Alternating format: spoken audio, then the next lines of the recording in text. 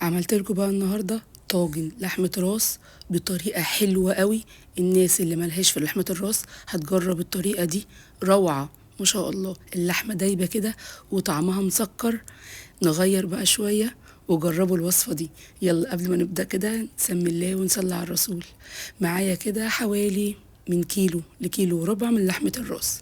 بغسلها كويس قوي، تمام، وبسيبها كده تتصفى كده في مصفى على جنب. بحضر بقى حاجة الشوربة. مية كده دافية، بحط فيها جزر وبصل، ورق لورا، كل حاجات الشوربة اللي بتحطيها على الشوربة العادية هتحطيها. تمام. ماجي، فلفل اسمر، حصى وفلفل اسمر ناعم، وبهارات لحمة. وما بكترش الملح، يعني نص معلقة ملح كده بس مبدئيا لغاية ما اللحمة تستوي. هنا ما بتاخدش كتير على النار، حوالي ساعة الا ربع بس. بسيبها تستوي كويس وبروح مصفيها وحاطها في قلب مصفى. بجيب عندي هنا طاسة، معلقة كبيرة كده من الزبدة. بكون محضرة البصل صغير لو موجود عندكم. لو مش موجود بصلاية عادي وتقطعوها، بصلاية كبيرة وتقطعوها جوانح.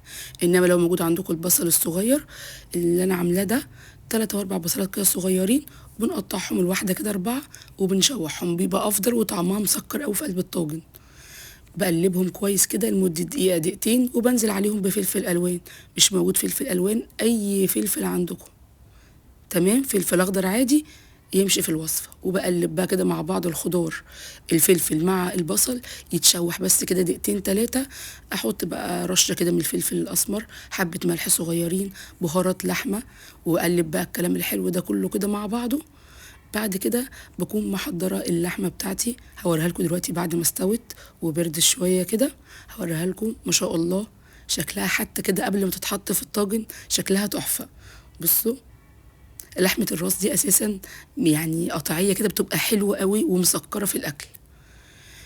الناس اللي مجربين الطاجن ده هيعرفوا انا اقصد ايه. بنقلب بقى كده كويس لحمة الراس مع الخضار، وبحط عليهم كوباية من الشوربة بتاعة لحمة الراس. عايزه اقول لكم شوربتها حلوه قوي، طالما غسلينها كويس. بنحط لها الحاجات بتاعه الشوربه، هتطلع شوربتها تحفه. بسيبها بس كده 5 دقايق على النار. بكون بجيب طاجن وبنزل بيه باللحمه والخضار. بكون محضره الفرن على درجه حراره 220، ما بتاخدش كتير في الفرن، يا دوبك بس الطاجن هيتشمع بس كده.